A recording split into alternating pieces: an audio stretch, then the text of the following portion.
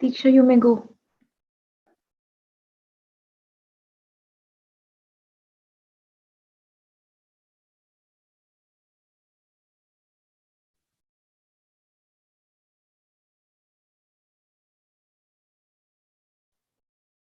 Is it audible? No, I don't think she's audible. No, she's not audible. Is she audible to anybody else? No, I don't think so. Oh, okay. No. Should I just go ahead instead? Yeah, okay. Shinar? Yeah. Go ahead.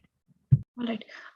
So George Verghese K is president in Deleuze and Guattari Studies in India Collective and formal faculty at the Manipal Center for Philosophy and Humanities, Manipal Academy of Higher Education, India. As an anthropologist by profession, his research centers mainly around gold, Vishwakarma community, and Syrian Christians of Kerala, on which he has published many papers, and also a book in Malayalam titled Swarn Kelam.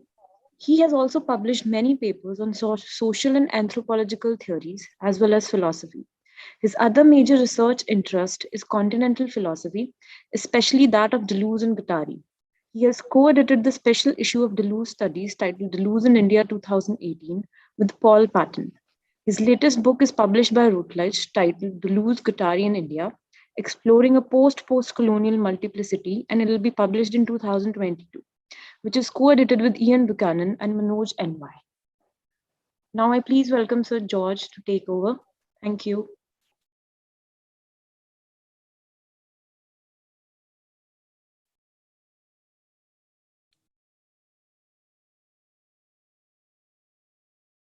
Thank you.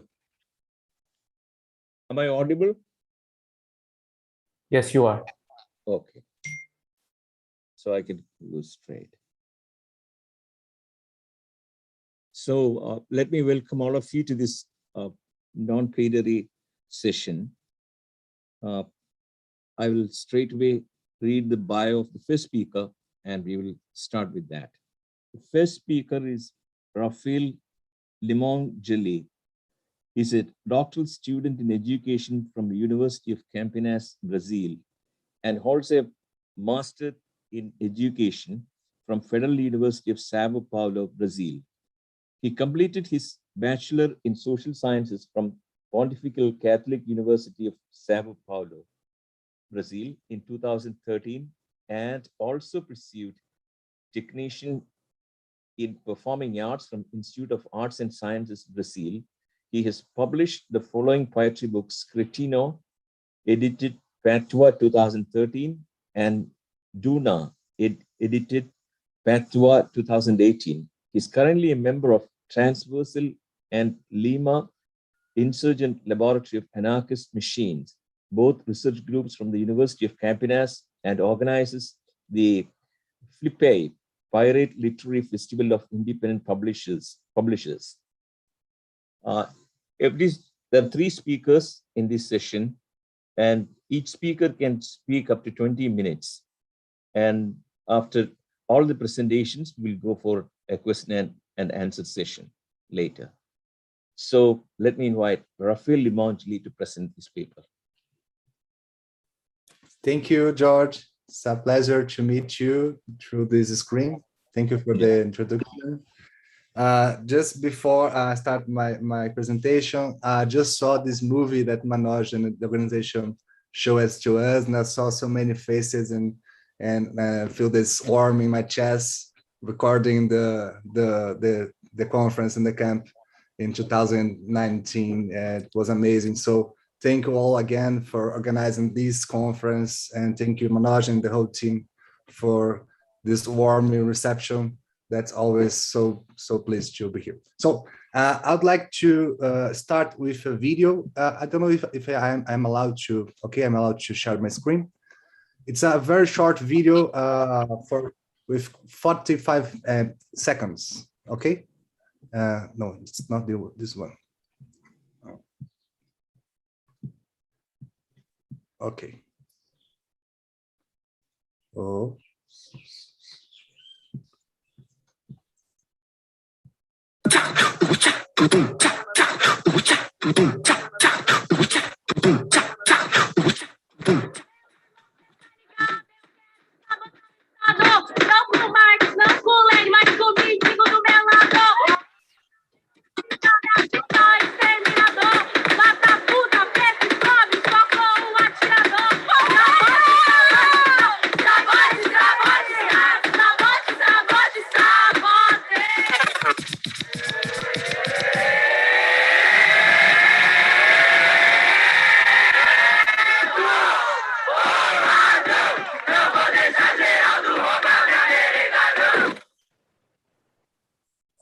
So we just saw this short music. It's the style of music is funk.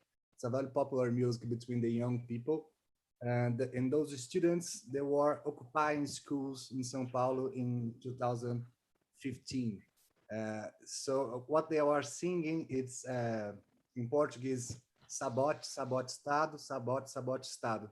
In English, it's very close, like sabote the state, like undermine the state, undermine the state. And in the sequence in between the letter, the lyric, she says, o Estado assassino mata puta, preto e pobre, como franco atirador. In Portuguese, the murderous state kills horse, blacks, and poor people with a sniper fire. So the paper that I am going to present today, it's a short version, of course, because we have this just 20 minutes.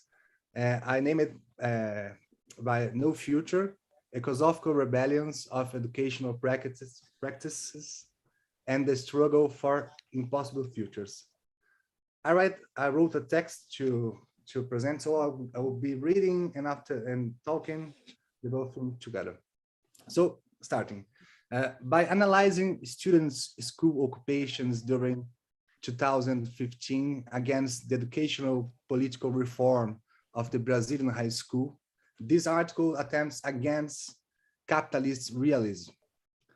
The warning holes of ecosophical catastrophes, thinking with Guattari, are present in a disputable way.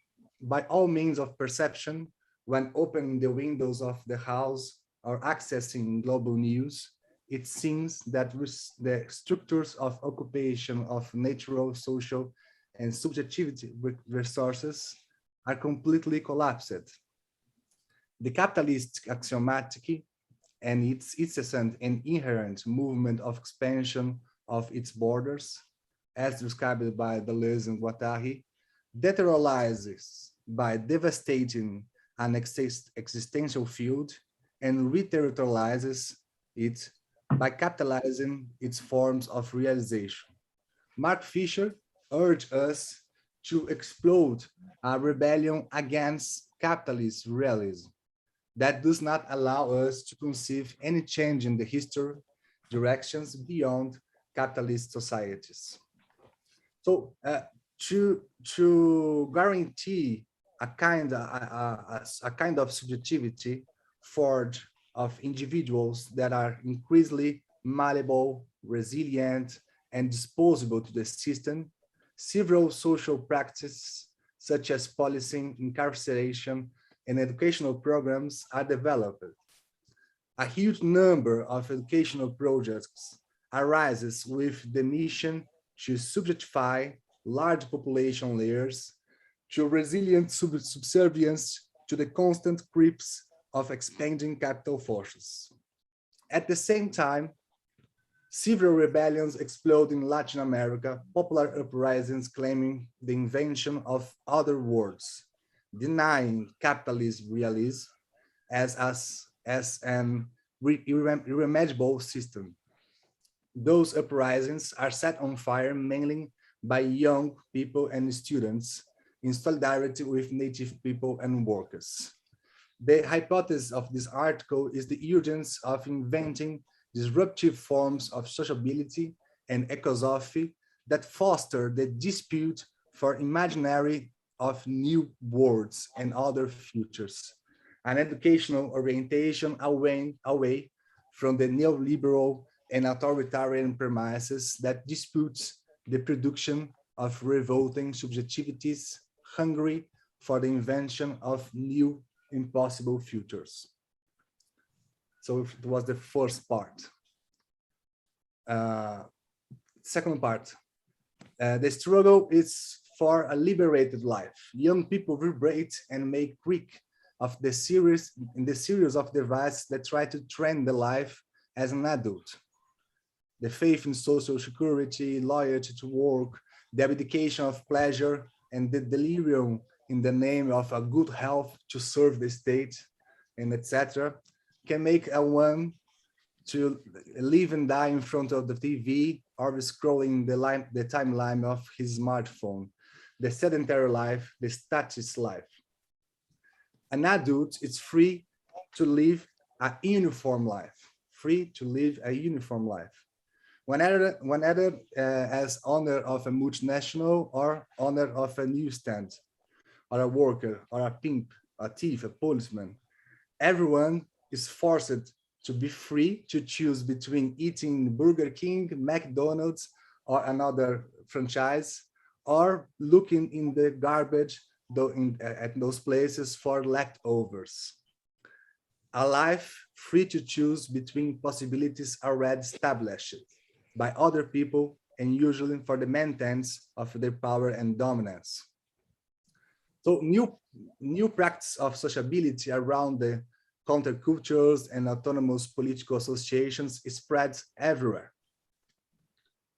Now I'll show another video. It's a video that will be seen during my speech without sound. Okay.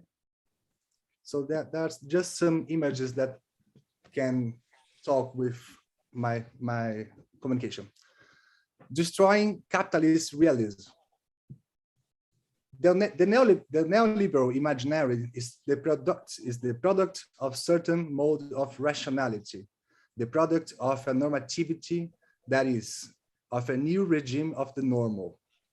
Everything that is not summarized in merchandise and negotiable objects is called unreal, impossible, illogical. Everything that is seen as limiting the profit, limiting the free transaction of the market is treated like a trauma. Fishers wrote, start quote, "The limits of capitalism are not fixed once and for all, but defined and redefined in a pragmatic and improved ways. A monstrous and infinitely plastic entity capable of metabolizing and absorbing anything it comes into contact with." End of quote. This monster in infinity plastic transmutation that absorbs everything and everyone into itself plays an important role in the construction of subjectivities compatible with its modes of production. It's also necessary to produce a subject and a subjectivity that is constantly moldable, that can frequently adhere to the improvised novelties, that does not impose limits or boundaries for the constant expansion of the forces of the surplus value. Again, Fishers make a quick comment. What we are dealing now, as before, we are not dealing now as before with the incorporation of materials endowed with subservice potential, but harder with pre-corporation, the prior formatting and molding of desires, aspirations, and hopes by capitalist culture. Proof of this, for example, is the accommodating establishment of alternative or independent cultural zones, which endlessly repeat gestures of rebellion and contestation as if they were made for the first time. Alternative and independent do not designate anything outside the mainstream. On the contrary, they are actually the dominant styles within the mainstream. End of quote of Fisher. So I will jump to my last movement to want some time and have some time to the conversation later. South uprisings for new futures. Guattari calls us to conceive the subject outside the Cartesian thinking, responsible for establishing a subjective plan confiscated strictly by individual consciousness. Guattari proposed that we think of subjectivation components beyond the circuits of the cogito and the reason. In this case, the subject, it's a name given to all components that function as vectors for the composition of ways of being. It's not without sense for Guattari, subjectivity overflows into other existential territories, operating assemblages between cuts and connections with diverse fields. And then ecosophy, it's an important intercessor for this context. Ecosophy seeks to broaden the political sphere of our relationship with ecology, which should not be centered only in nature. All nature is conceived interconnected. We could call a ecosophical attitude anything that, start quoting Guattari, from fragmentary undertakings, from precarious initiatives of experimentations that dare, from new collective assemblages of enunciation, begin to search for other ways of seeing and doing the world, other ways of being and other raising modes of being, open each other to irrigate and enrich each other. End of quote. Ecosophy is the refusal to the process of domestication of the subjective potentialities, making itself the inflection point without which capitalism cannot be questioned, resisted, modified in its depths, and why not banished from the earth. Ecosophy announces that there is another possible life outside the circuits negotiated with the capital, where ecosophical education does not give up of being an experience to be found with rebellion. Because it's an experience of collective assemblage of enunciation, ecosophy is a constant process of equally collective production. The strategies of subjective production that emerge from ecosophy, therefore, are immanent to the conjugation of every collective desire to give visibility to other possible lives in human relations. Through ecosophy, we learn to compose ourselves as subject groups, anti-state and anti-capitalist. Ecosophy brings together contingencies of singularities whose manifestation by its subjects occurs in the sense of collapsing the maneuver of all universalisms of capitalism monoculture. What the state expects from the school as a collective equipment? Well, the answer is very short. They expects that this collective equipment it is subjugated group express the repetition of its politics. The school functions as a machine to incessantly ritualize the entrance of its subjects into subjugated groups. When the student movement is suffocated, we witness the strategies that attempt to stifle what ecosophy would be able to announce on the level of other ways of life.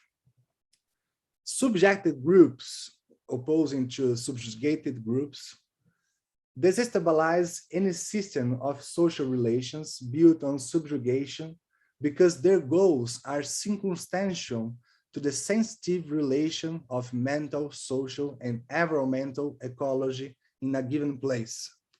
Subjugated groups tend to identify subjected groups with rebellion, contestation, disorder, chaos, because such groups do not operate with hierarchy, status, law, command, and obedience.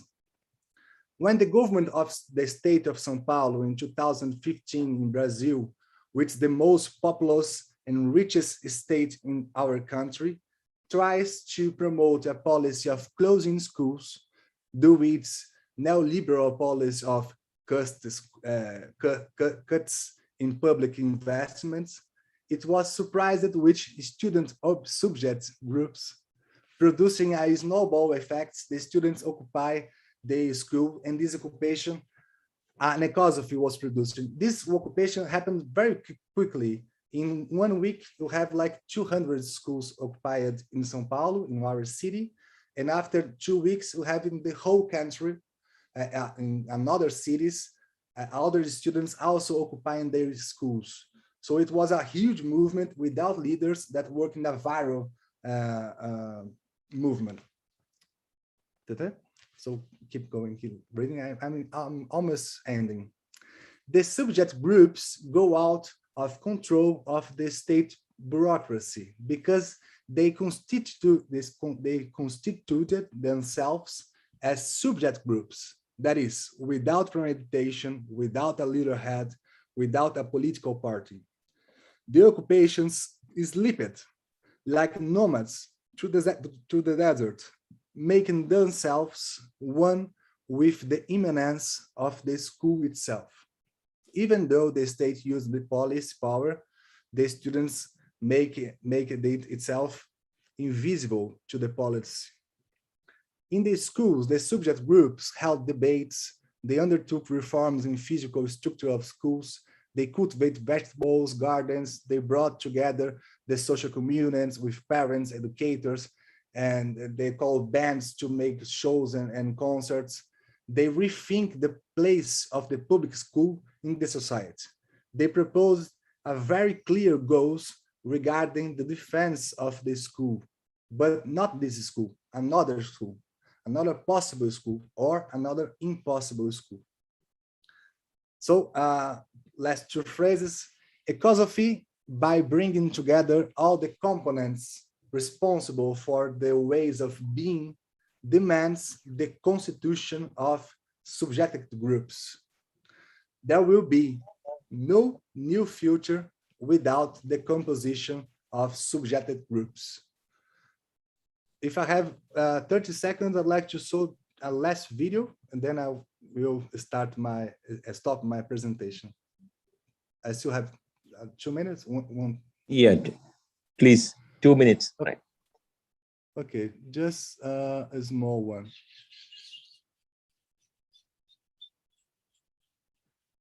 The images that we saw during my presentations are images from this movement of Occupy Schools.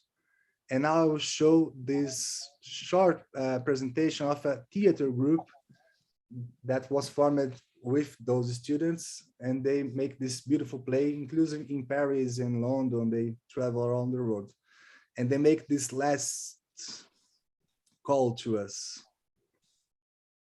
They will speak in French again.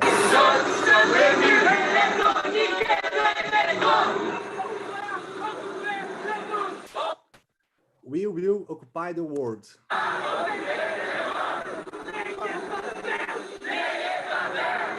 Don't be afraid, we are united.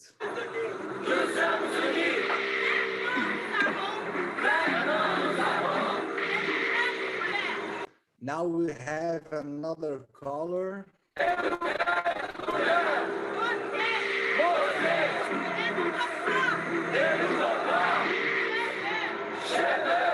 We have another color, another beauty, another bodies.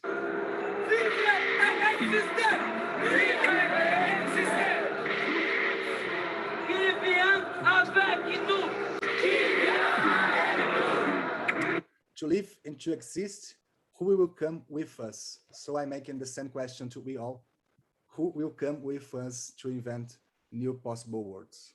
Thank you for your attention. Thank you, Rafael. Thank you for your brilliant, colorful presentation. I'm really fascinated with the kind of ethnography, because being an anthropologist, and that too, like with very important anthropologists from Brazil, we learn a lot from them.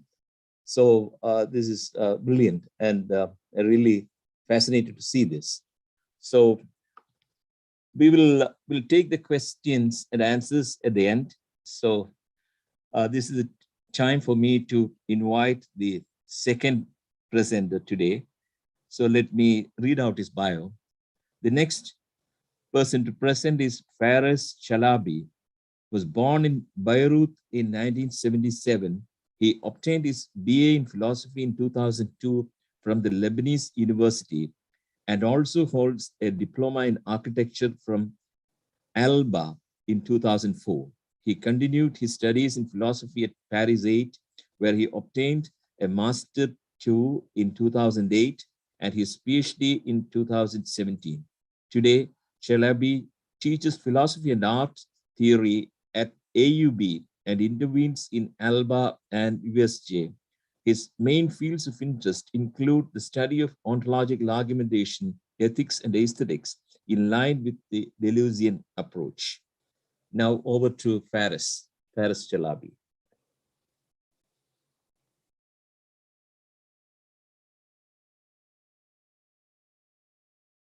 Can you hear me? Yes. Yes. Hi. Yeah. Well, hello. Nice to see you all.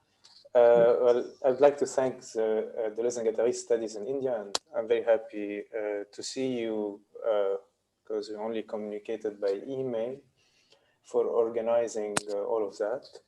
And also I would like to thank Tihomir Topuzovsky, which is not with us, but which is actually the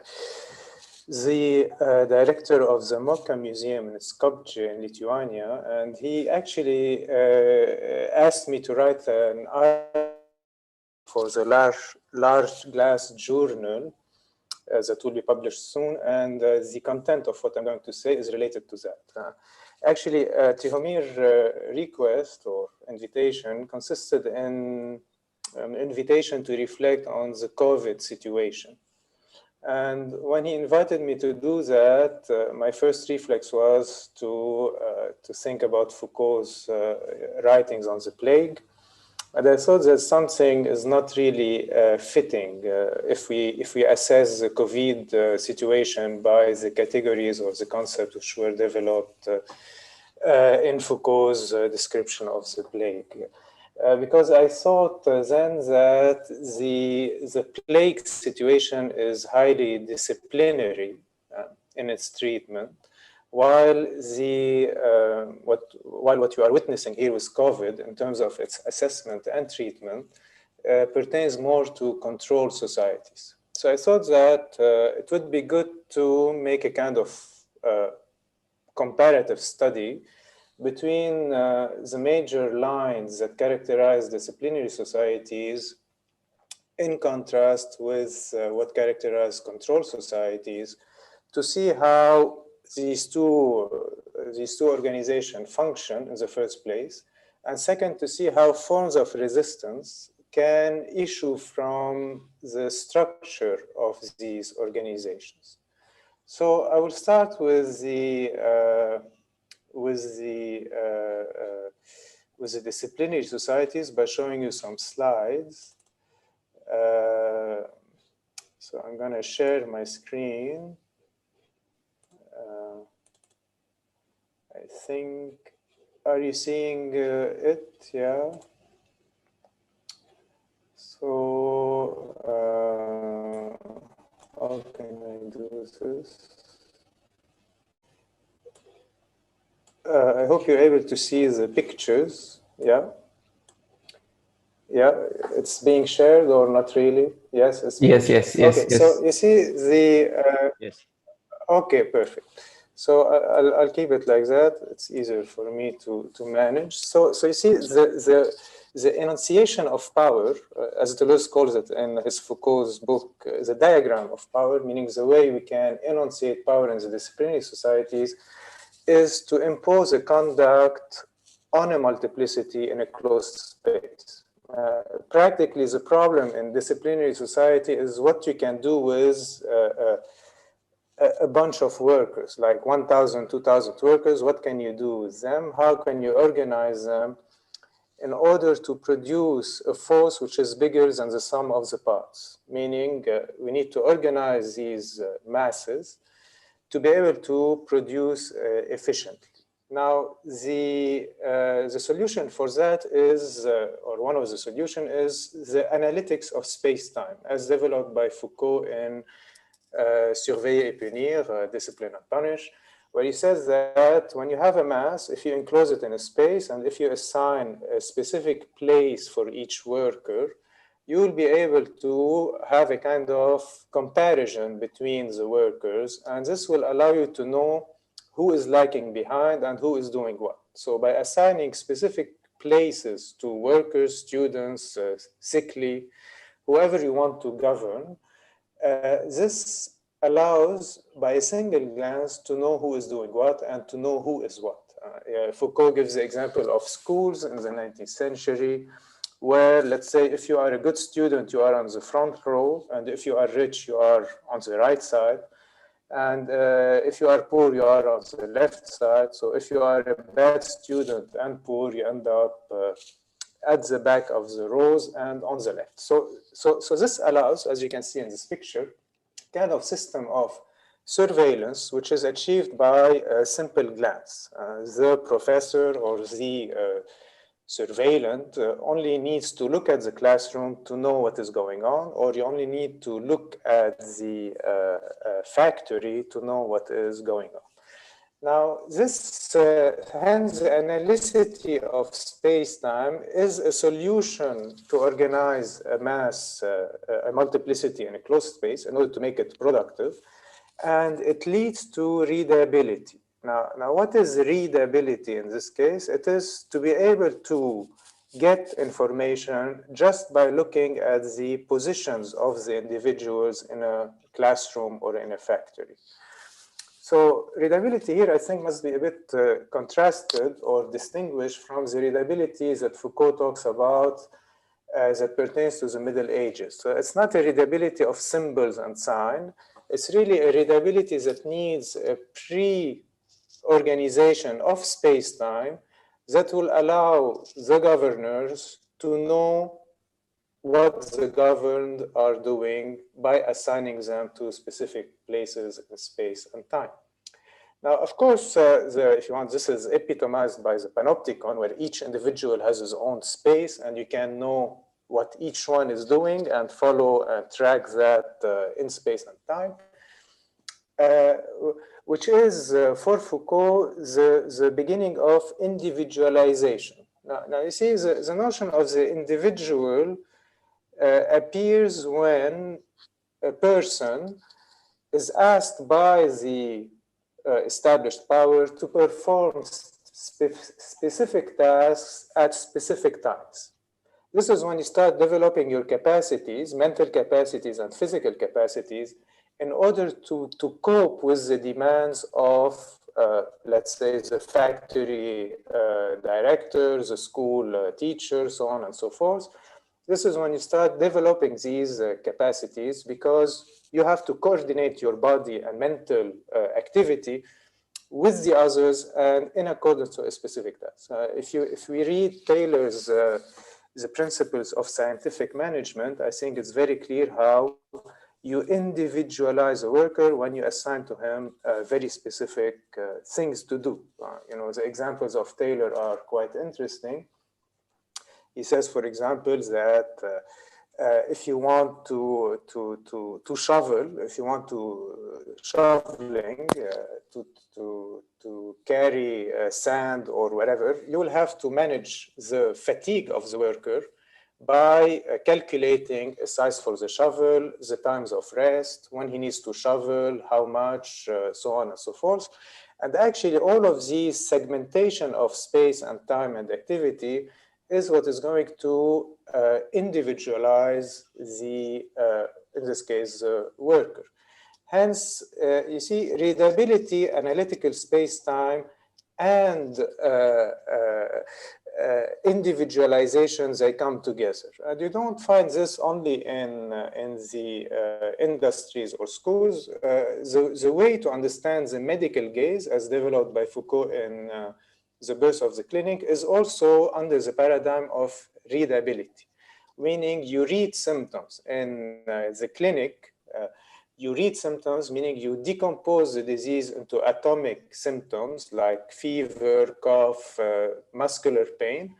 And these symptoms need to be localized in the body, which is thought as an analytical space, meaning made of segments of spaces.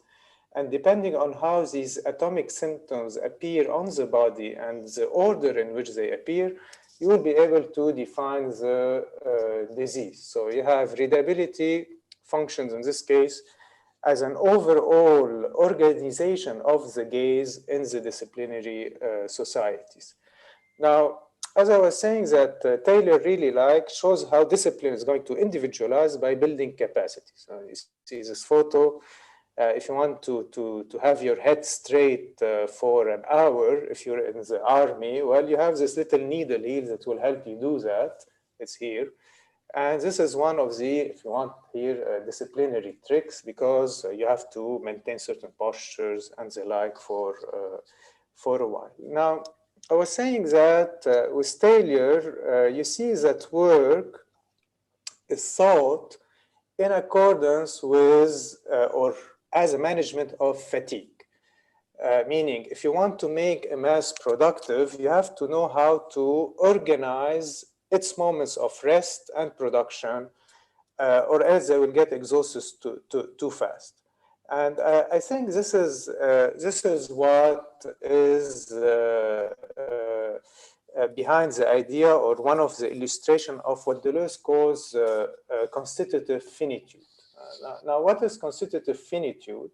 Constitutive finitude is, if you want, the mental or the thinking framework of the disciplinary societies, where we believe that we are inhabited by obscure forces that limit us. I explain.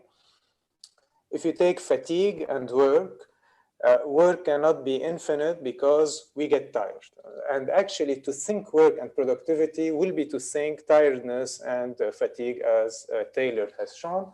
But you can take other examples, such as thinking life through death. If you take Bichat considers that life is simply all the functions that can overcome death.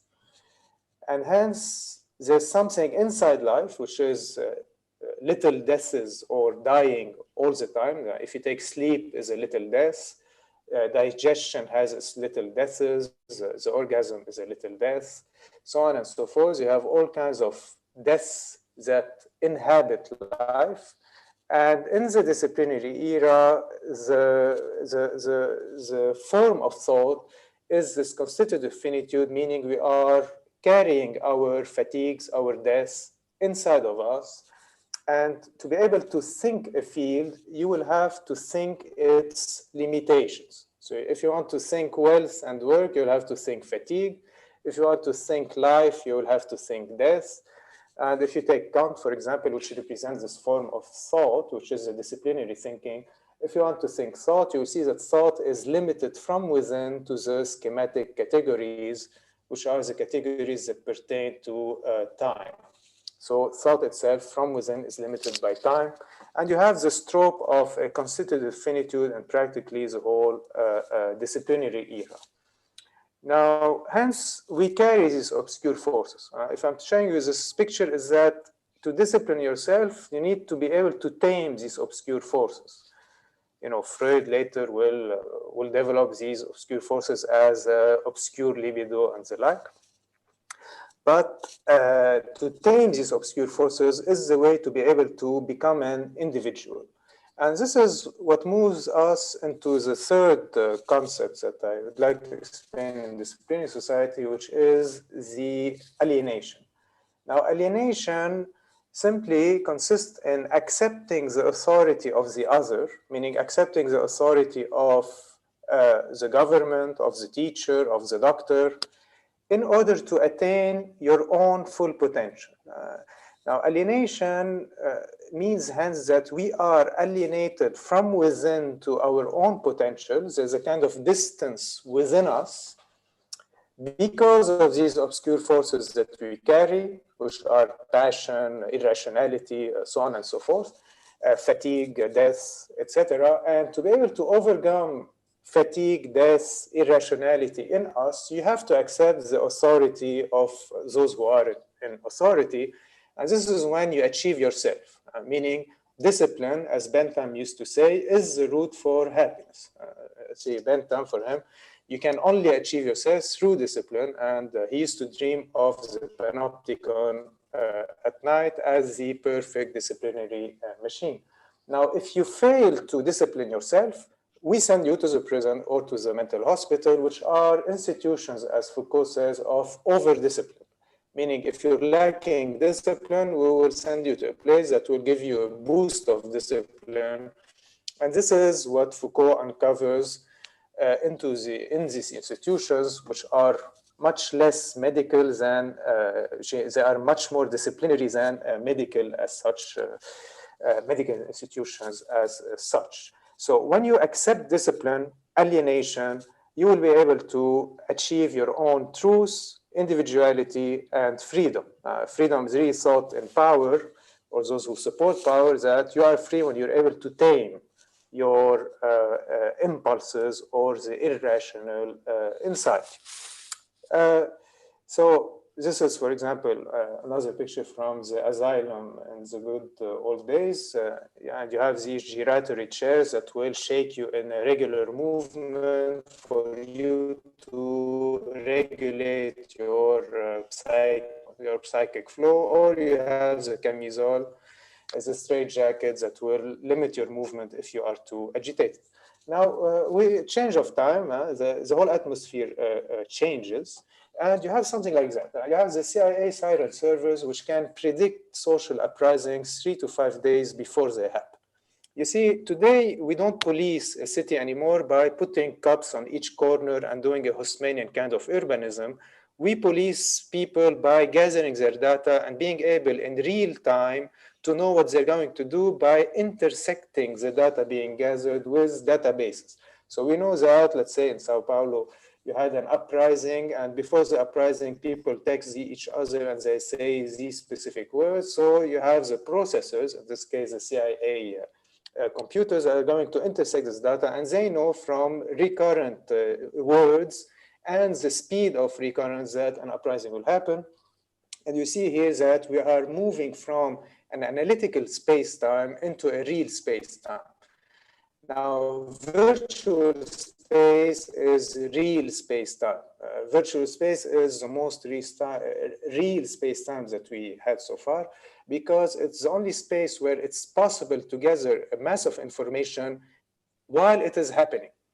And because this is possible, what happens is that we're able to predict. So contrary to the paradigm of readability, which is present in the disciplinary societies, we now have a paradigm of predictability. You know, simulation techniques, algorithm, computation allows to predict the future in a quite accurate way, I must say. And hence, what we see is a kind of seeing before seeing. The function of the eye is not anymore to see, to read space-time, meaning to see who is doing what in this closed space-time, but it is to see before seeing, to predict. So, for example, this is from Affectiva. Affectiva is able to gather the data of your face, how you react to videos. So you are filmed by your own camera, and they have stocks of databases where we see how you react to YouTube, to a web page, and they sell this data to advertisement companies or to the government, so on and so forth. So here you see you have this new function, which is what you call a way to deal with things based on extractors and actuators.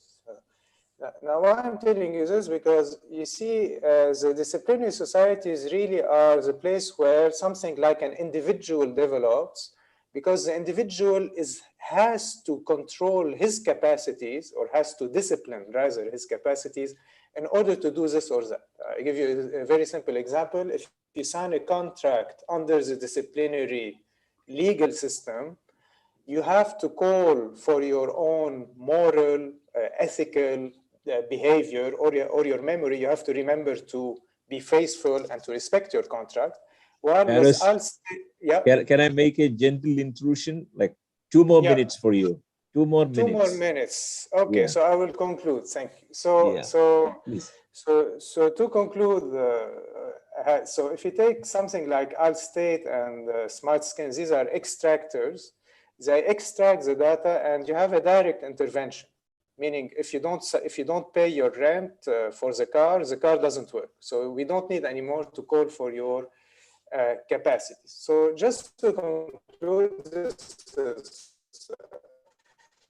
Another way to do medicine by medical imagery and not anymore by reading symptoms, and interventions through robots. I'll skip that just to conclude on the forms of resistance. So you see, the problem, I think, between the two systems is this. See, the disciplinary system used to function on a kind of unformed material, which are the people, and through the government and the disciplinary institution, this unformed material was structured into individuals that represent the values of the government. Today, you are in a different power structure where you have a kind of network of an intelligent material, which is the network, let's say the financial network or the brain network or whatever network we are dealing with. The governor's job is to give images and codes to the network. And then you as an individual, you're not an individual anymore, but an individual that will mimic or shows what is happening in the network. You know, if you have a financial variation in the network, you have movements of workers or jobless people and the like. So to really finish here, just to give the one point that I wanted to give is the oppositional structure. You see, the difference between those who support power and those who are against power consists in the structure of the faculties. Yeah, those who support power will place reason above imagination. Reason will organize space-time into an analytic space-time in order to govern the mass. While if you take Nietzsche, that he had, let's say, with the Eternal Return, will produce an art of thinking to destroy the rational construct of the government in order to realize the tragic vision on the earth. So if you take today's problem, it's quite similar. Deleuze advocates not for an intelligent web that will govern us, but he advocates for a life, living power, and the creation of percept and concepts in order to generate becomings. So here, if you take the structure of repression is to put reason above imagination to structure perception, and the structure of liberation or of freedom will consist in having an experience of something which is beyond imagination almost. Imagination will give it a form. It will structure reason as a critical reason. And this will realize this thing which is unworldly in the world through that. So sorry to cut it like that, but it was too long now. So I hope I'm in the times now. Yeah. Thank you. Thank you, Faris. Thank you. Thank you for your very insightful presentation. I'm really, again, fascinated by especially the pictures of panopticon. Like, it's very good to see about and understand more about disciplinary society and maybe society of control. Like, thank you so much for the presentation. Anytime. Thank you for yeah, thank you. So now I'll call the next presenter, Abhinit Maurya. Abhinit Maurya is a second-year law student pursuing his BA LLB from National Law University, Delhi. His research specialization is in legal philosophy, sociology of law, disability studies, and media studies. His broader interests span philosophy, critical theory, postmodernism, and the philosophy of Deleuze and Guattari. Now over to Abhinit. Am I audible? Yes. Thank you, Chair of the session, Dr. George Verghese, conference convener, Dr. Manoj Envai, and all the organizers of this conference. Thank you for inviting me and thank you for this very warm welcome. My paper is basically a diagnosis of control societies in India in the age of the pandemic and how we use the law as a weapon to fight for liberty against the mechanisms of control. If I may share my screen now.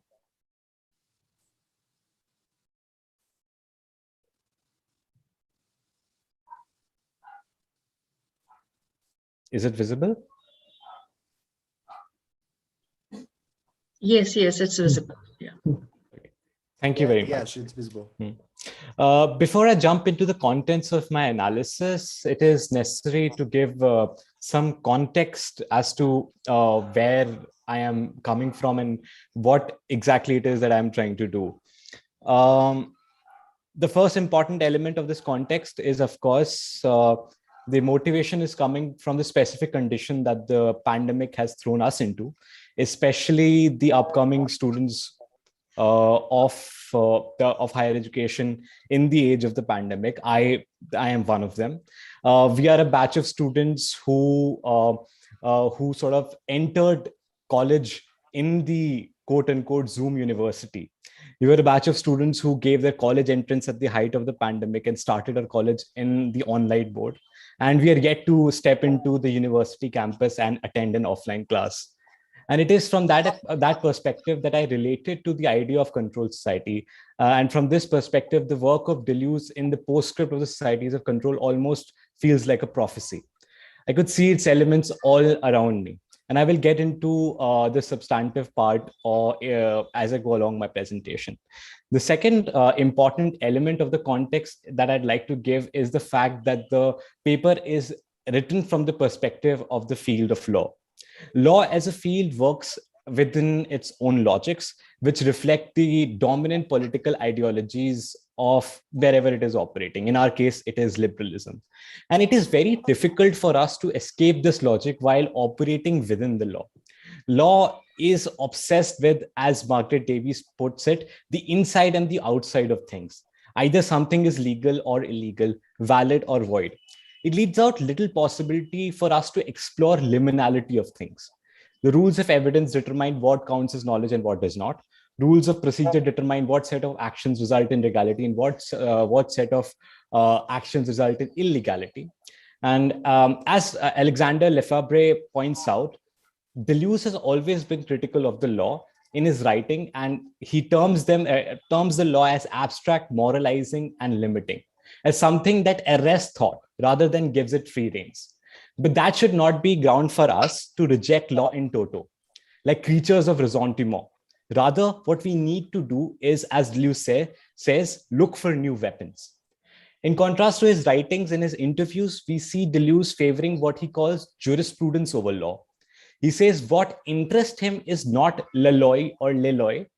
The former is what we call the law, the notion which sees the law as absolutes. For example, natural law, which to Deleuze's mind is an empty notion of the law. It is for this reason that he's extremely critical of notions like universal human rights, because they represent exactly the sort of thought that Deleuze dislikes, the kind of thought that speaks in absolutes and in abstracts. The latter refers to the notion that we refer to as the laws, which refers to the uncritical notion of the law. This view sees law as just social facts, like positive law, which has become a dominant form of legal thinking in our prevalent legal order. Deleuze says that he's not interested in these notions of law. What he's interested in is jurisprudence. He says it is jurisprudence which ultimately creates the law, and we mustn't go on leaving it to the judges. He continues saying that jurisprudence is the philosophy of law and deals with singularities, and it advances by working out from singularities. Therefore, jurisprudence operates in what Lefebvre calls an institutionalized line of flight, a sanctioned yet deterritorializing power that constantly threatens to bring back what has been established back into question. And in brief, we can summarize jurisprudence to be a positive escape from the strictures of the law. One of the most fascinating things about Deleuze is that despite everything that he says about the law, in his dialogue with Claire Parnett in ABCDR G for Gauche, he says that if he did not study philosophy, he would have probably studied law. It is perhaps this that highlights the importance and the esteem to which Deleuze held jurisprudence. And that is why perhaps he said to act for liberty and to become a revolutionary is to operate in jurisprudence. Now, I come to the more substantive parts of my paper. As you all know, Deleuze wrote the postscripts on societies of control late in his career in 1990. It is basically a work that builds on the work of his late friend, Michel Foucault, who in his Discipline and Punish described the disciplinary model of power. Now, Foucault described disciplinary societies to have developed from the early model that is called the societies of sovereignty. And the difference, as Deleuze wonderfully puts it, is that while the sovereign societies tax production and ruled on death, disciplinary societies organize production and rule on life. What Foucault also recognized was the transience of this disciplinary model of power. And this is where Deleuze picks up in describing the societies of control, which come after the disciplinary society. This society is highlighted by a further diffusion of power and decentralization of control. And there are 4 characteristics that we can identify of these controlled societies. The first characteristic is modulations. In Discipline and Punish, Foucault lays emphasis on the role of institutional molds in constructing subjectivities of individuals. One leaves one institution and enters another, each with its own laws and rules, whether it be schools, factories, hospitals, prisons. But in controlled societies, the institutions lose their prestige. Schooling is replaced by perpetual training, and the factory is replaced by the corporation. There's a difference in these institutions. While something like the factory is characterized by its physicality and its temporal limitation, a corporation for Deleuze is like a spirit, a gas. You need not be physically present in the corporation to be bound by its rules. It is everywhere. As Deleuze says, one is never finished with anything.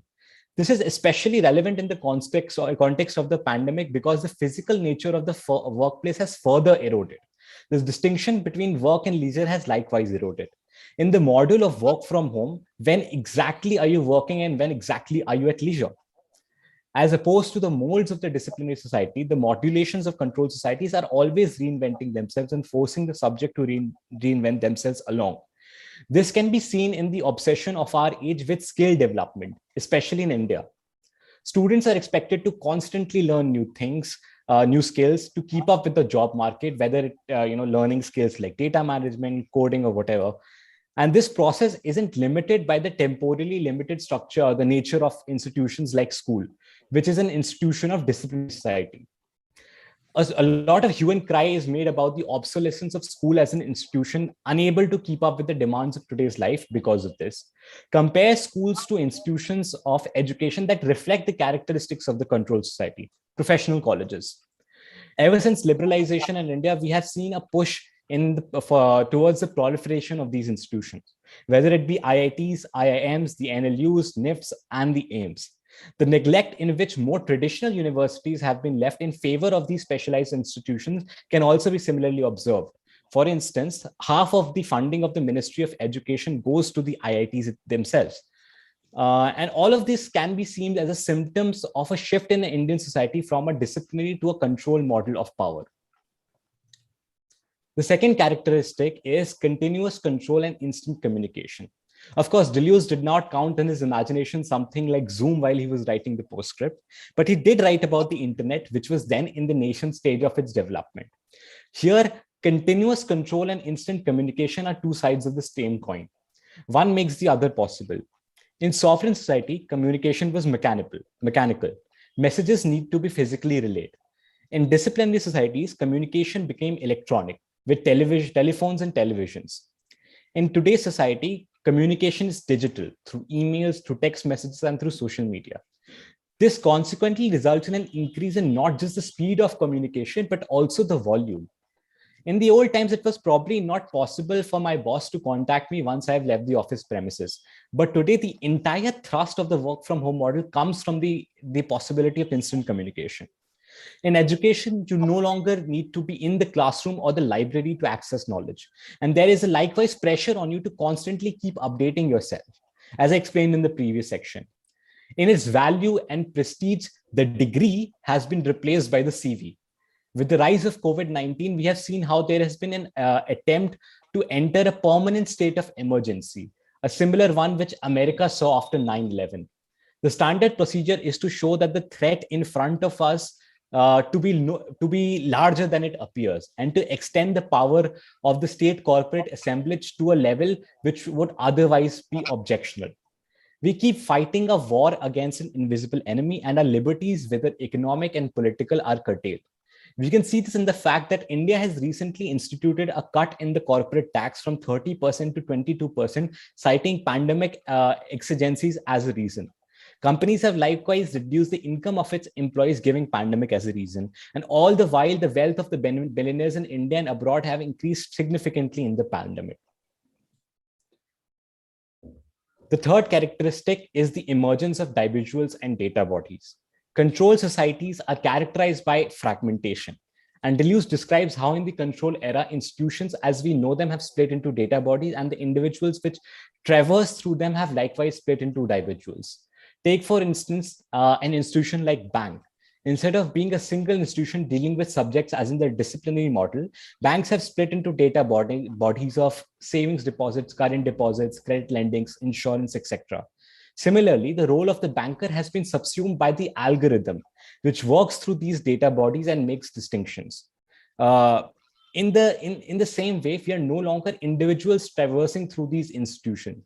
We are at the same time a set of interests for our social media, targeted ads, a credit score for our bank, a performance indicator for our employer, etc.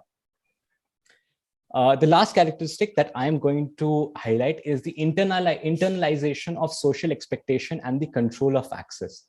This is a very important aspect of control societies. This question is one that I came across while observing how my fellow law students in the law school are operating in the pandemic. In school, our movement is controlled and we are being surveilled. And because of that surveillance, we perform the needful aspects of our education. In law school, the maximum surveillance that we can experience is perhaps happens in the academics. And why then students burden themselves with extracurriculars, co-curriculars, unpaid internships far beyond necessary? It is not always for the joy of learning, but because they do not always like the things that they're doing. In the old days, when the degree was still relevant for the job, the control of movement as a way of exercising power worked.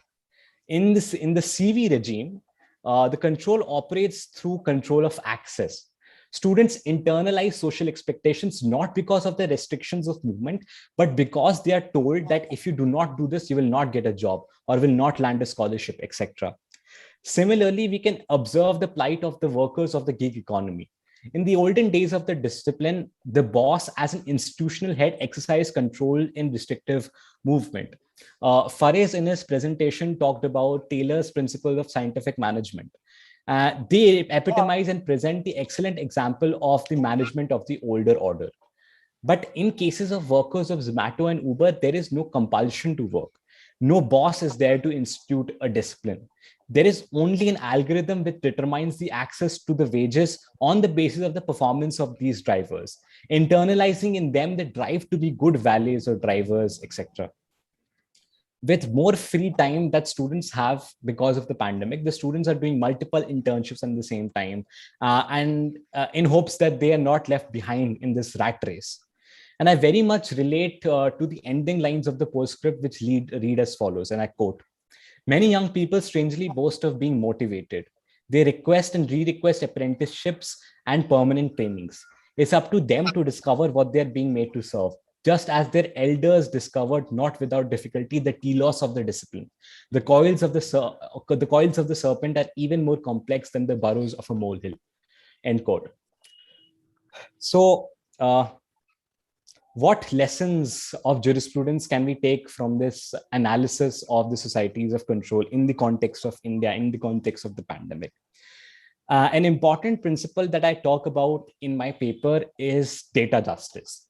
In my paper, I discussed the case of Amar Prem Prakash versus Union of India, where the relief to the petitioner was denied by the Supreme Court on the basis that the court did not have access to the requisite scientific data to take the decisions that the petitioner required.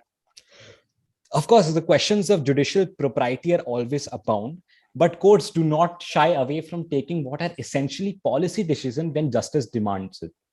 As we saw in the case of Vishakha and others versus Union of India, where the court went ahead to exercise what is often termed as quasi-legislative powers in framing a set of guidelines to ensure justice in case of sexual harassment. And it is necessary in a system where access results in social control, access results in power.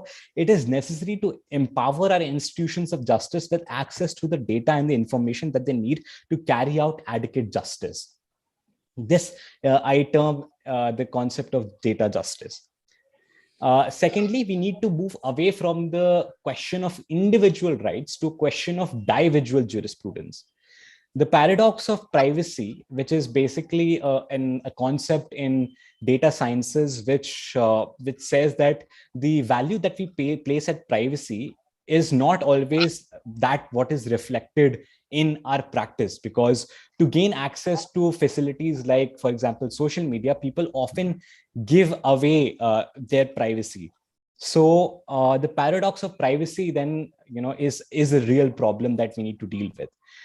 Social media companies take our data and allow us to use services. And if we find that the social media is taking our data in a disproportionate manner, or is taking it away unjustly, we have the option to not use the social media. In theory, we have the individual right to privacy, but we waive it off because if we do not, our access then would be restricted.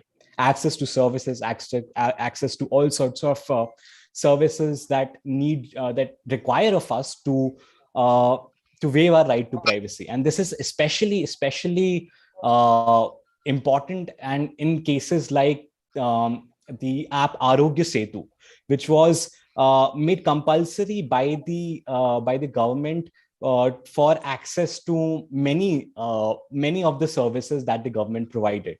And it basically, you require you to always keep your location on, always keep your Bluetooth on, so that you can be tracked and the people around you can be detected who might be infected with coronavirus. This was basically an app launched by the government, which was made mandatory. But it was not until the court in a decision struck down this provision of mandatory use of Arogya Setu in availing essential services that the government backed down. Therefore, it is very important for us to understand that the right to privacy as an individual right that can be waived as per the liberal understanding is not enough to protect people in the controlled society where our privacy is at attack on many fronts. So therefore, there is a need to move to a individual jurisprudence which recognizes the right to privacy that descends down to the level of the individual, which regulates and protects in individual cases of the right to privacy. Basically, it is a move that moves away from the abstract right idea that Deleuze criticized to an idea of jurisprudence of rights, which basically talks about protects individual cases and their particularities while talking about law and justice. So that is basically my presentation. Thank you very much to Dr. George Verghese, for allowing me to present. Thank you very much. Thank you, Abhinid. Your excellent presentation, especially on individual society of control and something to do with law. I mean, this kind of papers, we get, much less. Thank you so much. Thank you very much. Yeah, now this our session goes into the next phase, which is question answer session. So let me invite questions from the audience. It's over to them.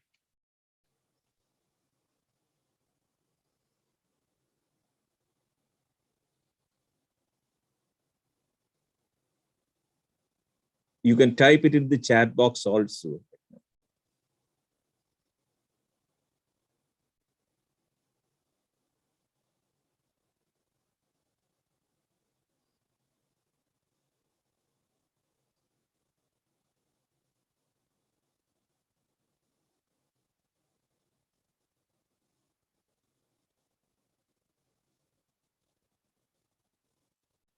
No questions.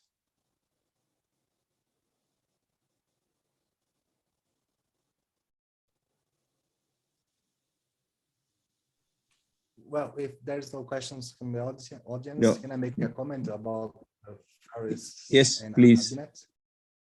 Yeah. Thank you. Of course. Thank you very much, Faris.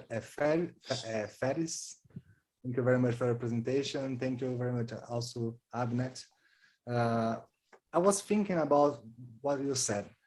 There's a law in Brazil, it's a recent law, law of access of information.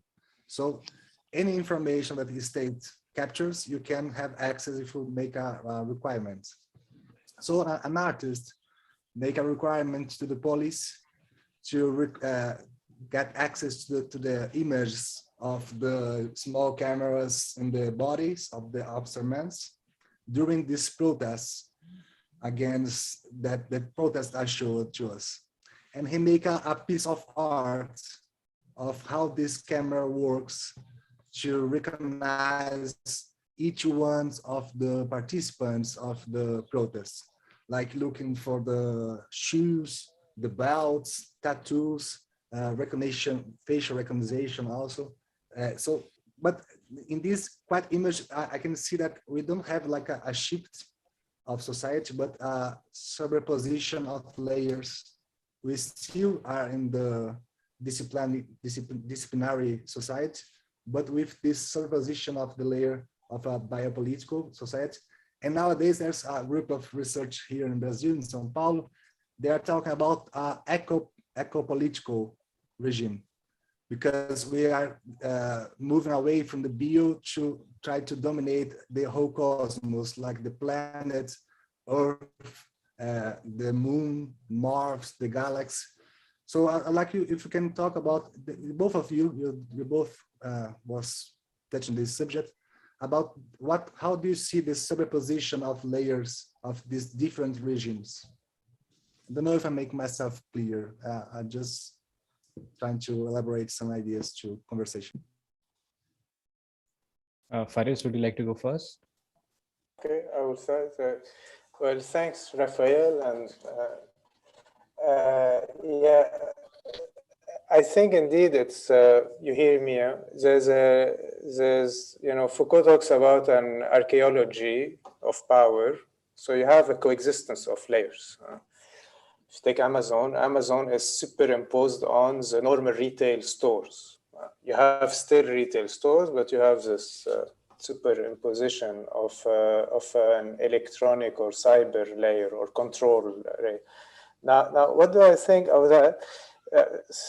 I think, of course, it's there, but for me, the issue is the following, which is that many of the resistance movement, like if you take Zuboff, Surveillance Capitalism, I don't know if you read this book, she advocates for legality, which is centered on the protection of private, the sphere of privacy.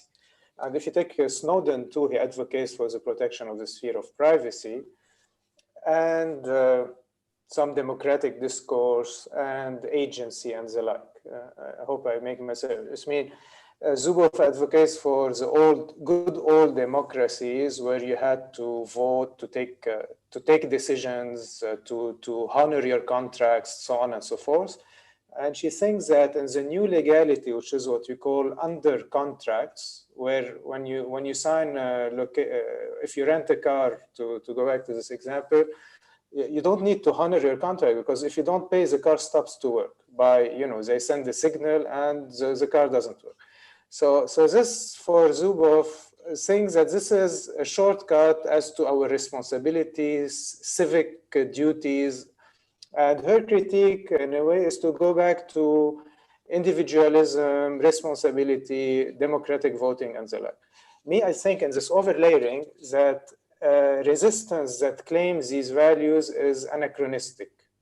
I think the two layers are here, but to think that we can fight controlled societies with democracy, the private sphere, and going back to responsible contracts that will allow negotiation and all of that is not the way to go, because it's a different language and it's obsolete.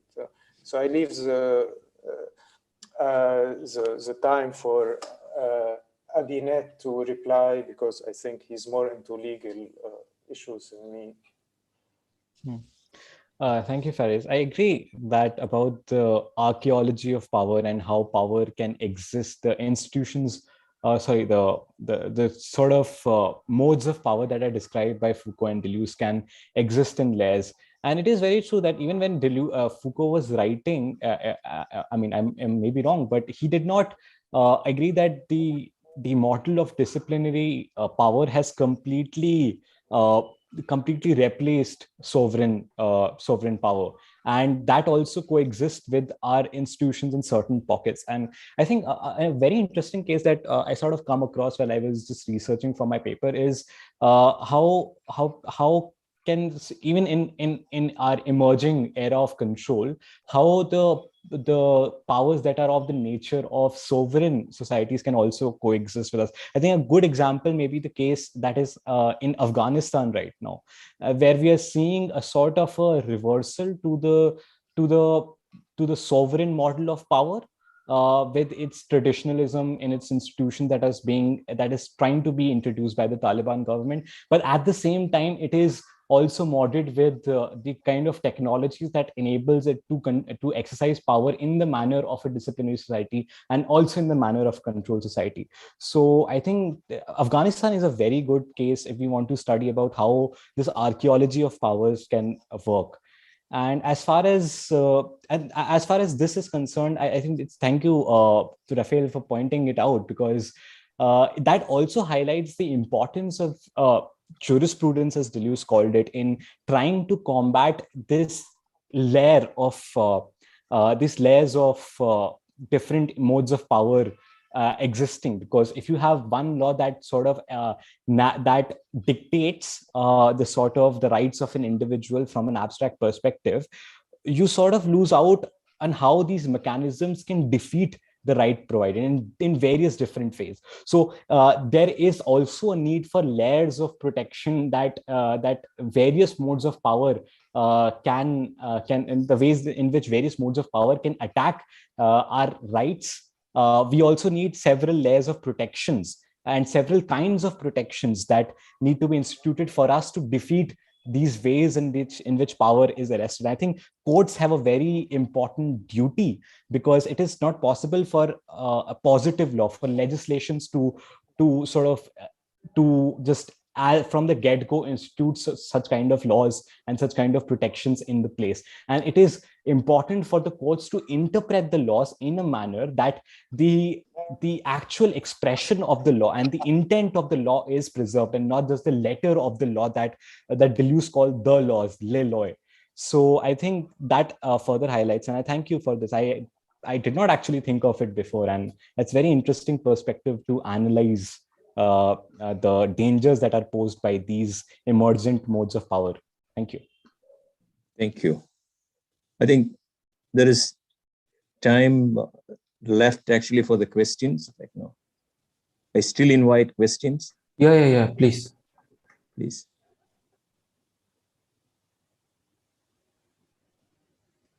Thank you, Faris and Abnet, for the answers. And Farnet, I am with you. I agree totally that we should not fight for identity, but fight to be imperceptible and fight to invent new kinds of words and ways of living, far away from those kinds of old struggles that we live in disciplinary society. But thank you very much for the answers. I have a question for Rafael. If no one, there is. Yes, Joe. Okay. Faris, you want to ask a question? If no one is asking a question, I'd like to ask a question to Rafael. Yeah. So, the question for Rafael is the uprisings in Sao Paulo, in the schools, they were made in the name of what? Because I'll just give you an example. We had a very long revolution in Lebanon recently, of uprisals, and they were still made in the name of democracies, freedom, and the like. So I was wondering if in Sao Paulo, if they were made in the name of something else. Because I think that there's a problem here, because uprisals are always made in the classical time, it's as if it's the French Revolution. and they are made in the same, under that umbrella. Which I think is in a way obsolete, but I was wondering if in Sao Paulo there was something else, other values or. Thank you for this question. It's a very important question. These uprisings that I mentioned today, the students occupying the schools, it was amazing for different points of view, but an important point of view, it's about that. They didn't ask for more democracy. They are not interested in democracy. They're not interested in what we have. Their desires was to invent new kind of lives in the present. So they didn't make just march and walk on the streets, but they start to live, sleep, eating together into the schools, like to making the present another way of life that they are dreaming of. So what was really new, it was this shift of goals, because some years before we have like another uprisings in São Paulo, but they was more about the mobility system, and we have like a huge people on the street, but they didn't ask for anything. They didn't have like one demand. They want the whole package. Like, we want to live another future right now. And that's, to me, it's very brilliant of them. Because every time we talk about law, it's strange to me to imagine a different law, because a law is very related to the state, and the state always be related to the capitalism. So we'll be like walking in circles. We should abolish this kind of structure and to try to invent something new. And those students made it, because they didn't want to talk with any governor, didn't want to negotiate anything. They just want to like leave us alone, leave us. We are going to invent something new here. Go away. There are more like that, and I think that's amazing. Thank you. Dr. George, do we have time left? Yeah. I'd like to reply with a short comment. Yeah, what please. Yeah. A very important point that Raphael brought, that how the law is always related to the state is related to capital. So we're stuck in this sort of circle where we're always trapped within the strictures of the liberal order, so to speak, when we are operating within the law. And a solution to this might be, as Derrida suggested, to operate outside the law, to sort of circumnavigate law in some senses when we are moving towards radical ends. But of course, there are alternate ways in which we can incorporate the ends of radical revolutionary politics into a liberal language, and which is what Mari Matsuda calls the multiple consciousness, which is basically an attempt to sort of find convergence within the ethics of liberalism and within the ethics of radical, post-structural, postmodern thought, and sort of try to converge them and find points of convergences where one can be translated into the other, so that we can smuggle these ends as a Trojan horse, so to speak, in the law that is governed by liberalism. So that is also an interesting point that we can take while we were trying to navigate it. Of course, at the end of the day, it will always be trapped within the strictures of liberalism, because that is how the law is, and we cannot do anything about it. But if we have to look for new weapons in this regime, that is one possible way that we can pursue. Thank you, Abhineet. Still time left. Probably before wrapping up, maybe I'll make a small comment or an observation, because most of the papers, like a lot being spoken about panopticon, discipline, control, this is just an observation from the anthropologist side. So a lot being spoken about Bentham and his model, and as if the picture is that what we call panopticon or disciplinary regime existed only in Europe, and all other part of the world there's nothing to do with that.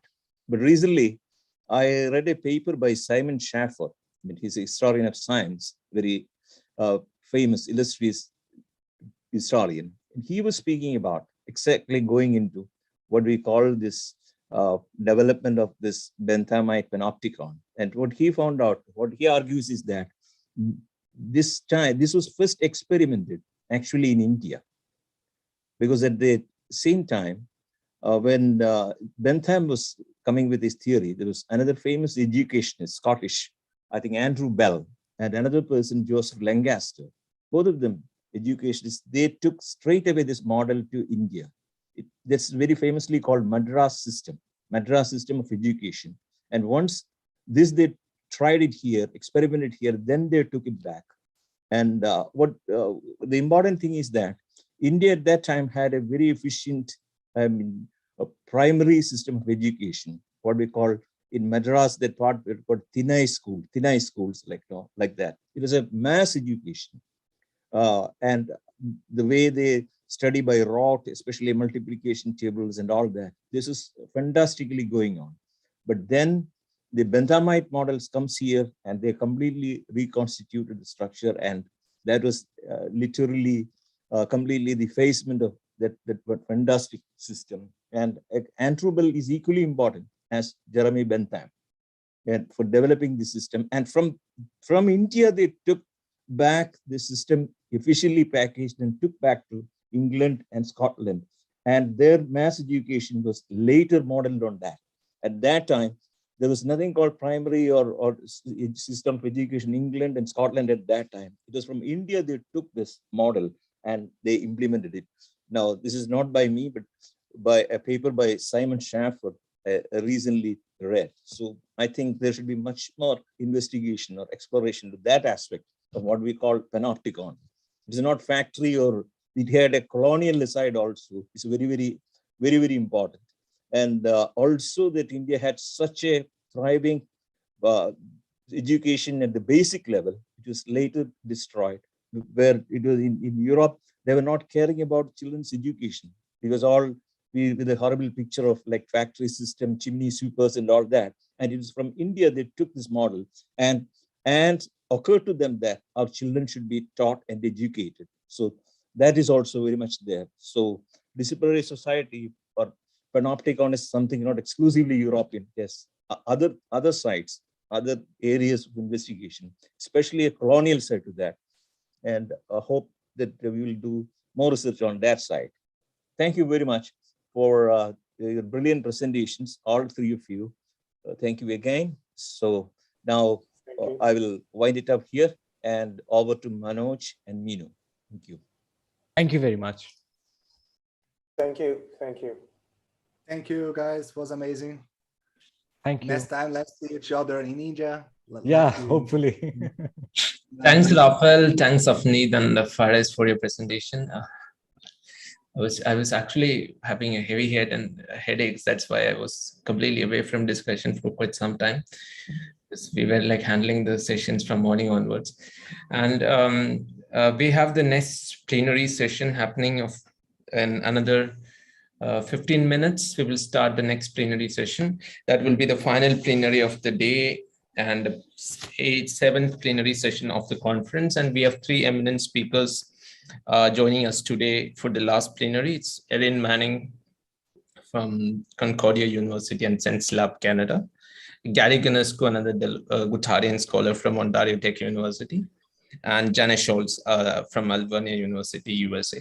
So we have a 10-minute switchover time. It's like for the preparing for the next live and other stuff. And we will start by 7 o'clock sharp.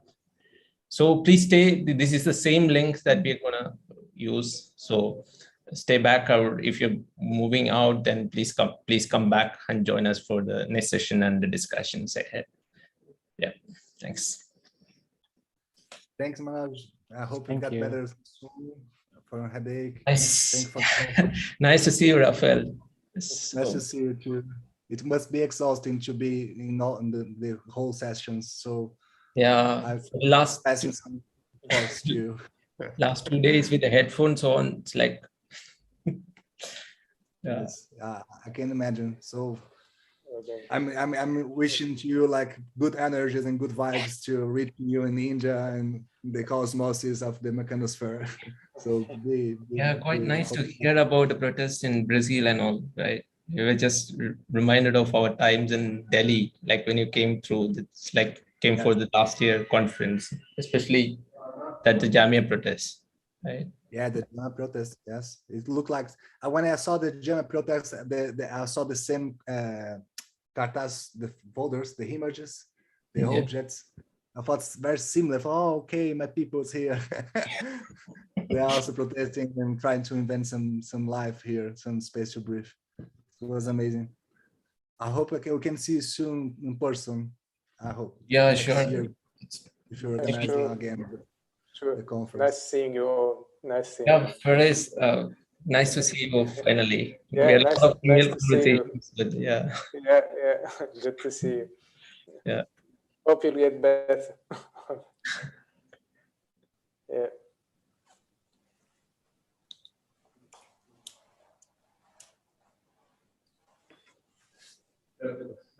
So you guys going to stay back for the next plenary, right? Oh, me, I have a course. I have to disappear for 2 hours. Okay. Yeah. On the loose, but I'll have to disappear. Huh?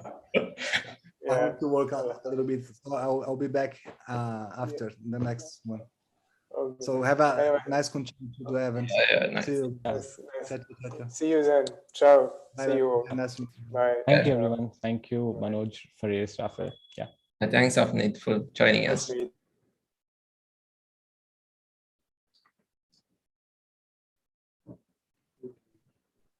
Yeah, we have all the speakers here. Yeah, we have Erin, we have Jane. Hello, Erin. Hello, Dane. Hi. See you. Hey, I'm sorry to hear about your head. I was just being away from the discussions and also headphones, and like for the last 2 days, it's continuous listening to lectures and all. We have all the speakers here, but our starting time is just 10 minutes from now. We'll start on time because we have already have a schedule in place. So in another 10 minutes, we will start our session. Thanks for joining Great. us. How are you doing, Gary? Good, good. Did you get my email about that diagram? Yeah. We have downloaded it from our site. So if you have Okay. any problems in presenting, that shouldn't be any problem. So you can present it from your side. If there is any issue, then we will do it from here. From our Okay, end. so okay, you want to maybe I'll what I'll do, it comes near the end of the talk. And so maybe I'll just say show the diagram, and you can load it from your side, because it might be trouble for me to load it from my screen. Okay, fine. We will do that from our side. Okay, it's just one page. Yeah. We have the document with us ready. Good. Yeah. How's everybody? Hi, Janae. Hi, Aaron. Hi, Gary. Hi, Hi. Minu. Hi. Nice to see you. Yeah, It's a long- great. It's a long day Oh, for yeah. you all. Yeah. Oh, yeah. Wow. Busy, huh? This conference is massive. It is, yeah. It's massive. Yeah, and this is all so complicated doing it all online. Time zones, yeah. Manoj It's had Yeah. wonderful. I mean, this is the best, the most well-organized conference that I've been to that's been international and online. So kudos to all of you. Thank you. I mean, Manoj had been juggling with all the time zones, but so far we haven't had any problem. So it's going smooth. I would say that publishing the dual time zones for each of the panels has been so helpful. Yeah, we didn't Even want with anybody. even with the recent time adjustment, everything has worked out quite nicely, Yeah. because we have a half hour or an hour adjustment this time of year. Mhm. So I noticed that when I started checking, it was Yeah, prior to the Manoj prior was to the aware of that. Yeah. yeah. So I thought, oh, he's got everything covered. Yeah, we have the chair of for the session, Babu Thadiyat. Welcome, sir. Morning. Morning. Here it's evening. Morning or evening or evening. Good evening.